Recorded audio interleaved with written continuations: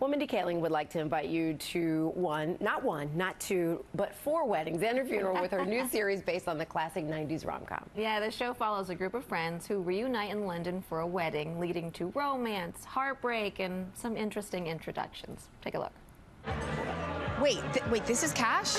Your boyfriend, Cash? Yes? Why are you so surprised? No, I'm not. Oh, Maya, Cash's father works at the airport. Maybe he could help you find that cute guy you met. Oh, I don't remember mentioning anything Are you like that. insane? You were gushing. She called him Ryan Gosling dipped in caramel. What? No, I did not say that. Well, that's very nice. And stars Rebecca Rittenhouse and Nikesh Patel join us now. Welcome, guys. Thank you. Hi. Hi. Yeah, we love this show. We just started watching it yesterday, I think it was. And the show is everything we love about rom-coms with this kind of modern feel to it. So, Rebecca, why don't you tell us how this kind of relates to the movie that everyone knows?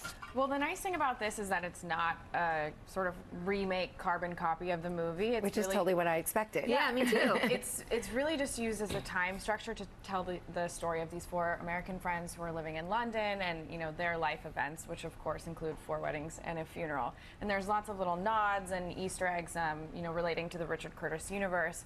But in terms of the characters, they're very much so their own characters and their own story. And Nikesh, tell us about you all's relationship as characters, because you're an engaged couple, but the relationship is complicated? Yes, I think that's fair to say. So when we meet Cash and Ainsley at the start of the series, they've been going out relatively recently. He's got a successful career as an investment banker. Ainsley works as an interior designer. And on paper, they're a very good match. Yeah. But I think it's fair to say that they've both got their own sort of sense that maybe they're not making decisions for the right reasons, and I think that's what will strike a chord with audiences as well. It really explores that time in your life where you hit your 30s and you kind of think, hang on, am I doing things because I want to do them? Or certainly for Cash, there's a sense that he might be living his life for other people. So where we find them. So at the end of this series, we know it's not like the movie, but will there be 4 weddings and a funeral? There will. We can't tell you who, but yeah, there will. Why not? Yeah. So, you know, we were talking about how this is what everything we love about rom-coms. You guys, there's nods to some of our favorite films. Love Actually, obviously, there's some nods in that. 4 weddings and a funeral. You guys filmed all over London. Did you feel like you were in one of those rom-com Absolutely. movies? I lived in Notting Hill, so I did the whole Portobello Road, Hugh Grant lifestyle. Yeah, you really went to my went. floor. I went for it. He's like, this is embarrassing. No, I loved it. I respect that. Do you have a favorite rom-com? Do I have a favorite rom-com? Actually, it's referenced in that clip because Ainsley has a costume party for her birthday, and we dress as the Princess Bride, as Wesley and Buttercup.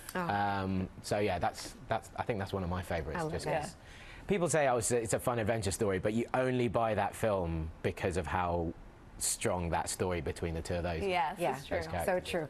And Nikesh, excuse me, but did you just officiate a wedding?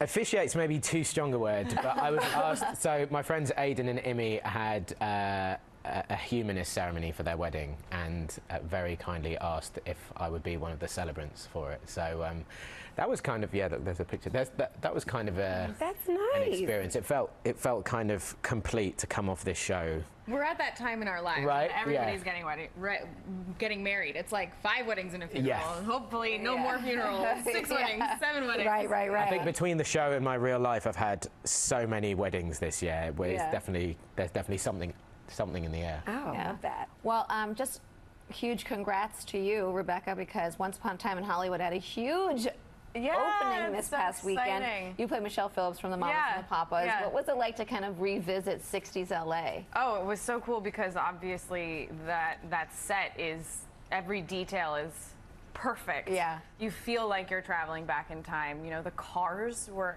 the most amazing, exciting. I'm not into cars, but these classic cars were incredible, especially the car that Roman Polanski and Sharon Tate pull up to the Playboy Mansion in. Yes. I mean, it was absolutely insane. Yeah. I had to smoke a lot of fake marijuana for many, many hours. Lots of tea. Next morning I woke up, I was like, oh. But it was a great time. Yeah. And Nikesh, you got to come back and talk about working with Dame Judi Dench and this sci-fi thing you have coming up. That must have been amazing. Yes, so I had the privilege of working with Dame Judi on Artemis Fowl, which is it's based on these series of books by Owen Colfer, and this amazing sort of world where humans and fairies coexist. I got to play a centaur, so oh my gosh. half man, half horse. That's once in a lifetime opportunity. You gotta come back. Okay, 4 Weddings and a Funeral starts streaming on Hulu this Wednesday, so be sure to check it out, guys. Thank you so much for stopping by.